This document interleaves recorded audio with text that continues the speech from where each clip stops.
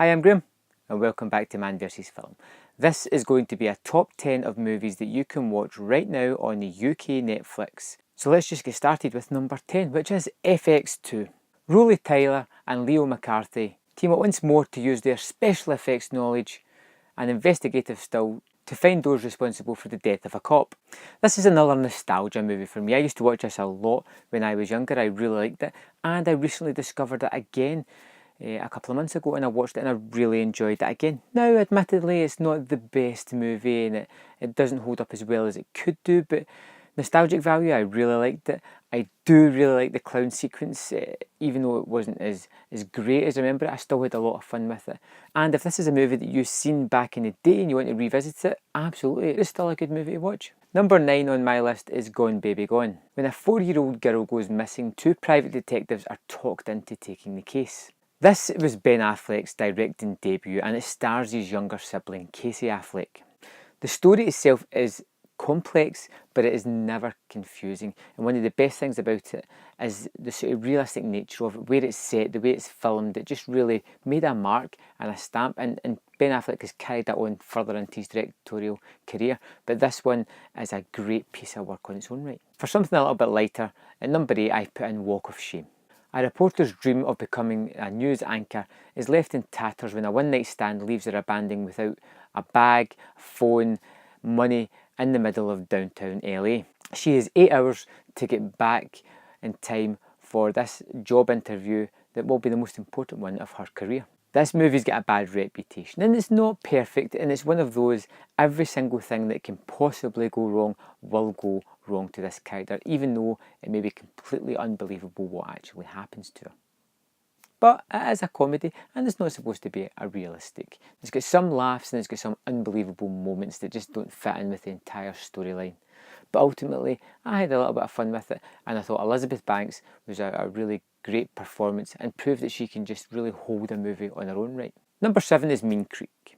A group of kids decide to invite this bully along on their trip with the intent of humiliating him and getting their kind of revenge. But things go a bit of awry when they discover that the bully is not exactly what he seemed to be, but things have been put in motion that they may not be able to stop. This is full of some of the best kid performances you're ever likely to see. The story keeps you guessing as to where it's going to go all the way through it, and it has this impending sense of dread that just seems to build throughout the movie. You just feel as if something bad is ultimately going to happen here in this situation. Number 6 on my list is Private Parts. It's a biography of Howard Stern and how he became probably the world's most famous shock jock. Now, I saw this back when it came out in the cinemas and I knew nothing about the guy. I just bought a ticket, went in, sat down, and it's pretty much a biography of his younger life, all the way through his radio days to how he became the megastar that he is. And I found it rather touching, and I found the relationship with him and his wife really interesting, and his whole career was just pretty fun to watch, and I found him quite an endearing character. Even though he's rude, he's crude, it's full of lots of bad language, sexual nature topics. It can be off-putting for some people, but I find it's a great comedy drama biography. And even better if you don't know the man himself, you get a lot of information in this.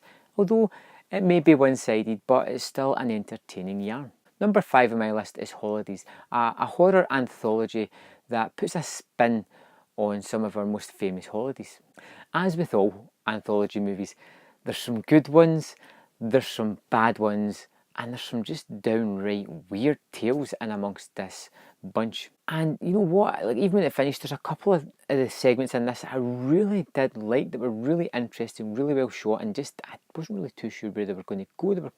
Some of them, they pays off as really well, others they don't pay off as well, but it's still a fun watch, and if you're looking for a horror fix, this will do, and it is about the holiday season as well. Number 4 is Flashback. A young FBI agent is tasked with bringing a celebrated hippie radical back to jail, and the two men engage on this cat and mouse game of trying to outwit and outmaneuver each other on this trip back to jail. Again, this is another nostalgic movie for me, but one that I feel holds up far better than maybe FX2 does. And it's anchored by these fantastic performances by Kiefer Sutherland and Dennis Hopper, who have this amazing chemistry together. The story's pretty good and the film is pretty funny and it's pretty engaging, and even after all these years, I still get a great kick out of watching this thing. Number 3 is The Invitation. While attending a party in his former home, a man suspects that his ex-wife and her new partner are up to something nefarious with him and his guests. This is a slow burn movie that could be drama, could be horror. It doesn't really let you know until the final few minutes of the movie, but it keeps you guessing as to what's actually happening. Are these people up to something nefarious, or is it all in the man's head? He's suffered a recent loss and the breakdown of his marriage. Is that preying on his mind? Is it giving him a psychological break? This thing keeps you guessing, and I rather enjoyed it. But I've heard there's a lot of detractors about this. But for me, I quite enjoyed it, and it's something a little bit different. Number 2 is Men in Black 3. Agent J travels back in time to MIB's startup days of 1969 to try and stop his friend Agent K from being assassinated and changing history. Sometimes you just want something fun. And that's what Men in Black 3 is. It's a fun time travel movie. It's got some amazing special effects and a great imitation by Josh Brolin of Tommy Lee Jones as, the younger Agent K character. And the time travelling element of this movie offers up a new era kind of setting for the movie to take place rather than the modern day world that we've seen in the previous two movies. This is far better than Men in Black 2, and it's something that's just fun to watch. Number 1 on my list, and I deliberated about this because it's a movie that almost everybody has seen, and that movie is The Shawshank Redemption. Two imprisoned men bond over a number of years, finding solace and redemption through the acts of common decency. What can I say about The Shawshank Redemption that hasn't already been said? It is a masterpiece. It's regarded as a masterpiece for a reason.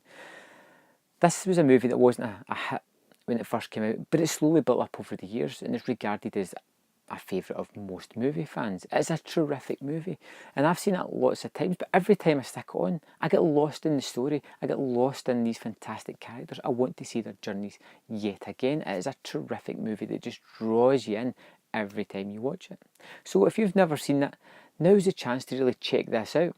If you have seen it, if you've seen it lots of times and you feel like you've overwatched it, stick it on for 5 minutes. I guarantee you'll be hooked yet again with this great tale as it just draws you in and you get enraptured with the story. So that's my number 1 for December 2016. Later on this month there's going to be a special Christmas edition of What's on Netflix, and I will see you next year in 2017 where we start the year again with another top 10 that you can watch. Thanks for watching, and I'll see you next time on Man vs Film.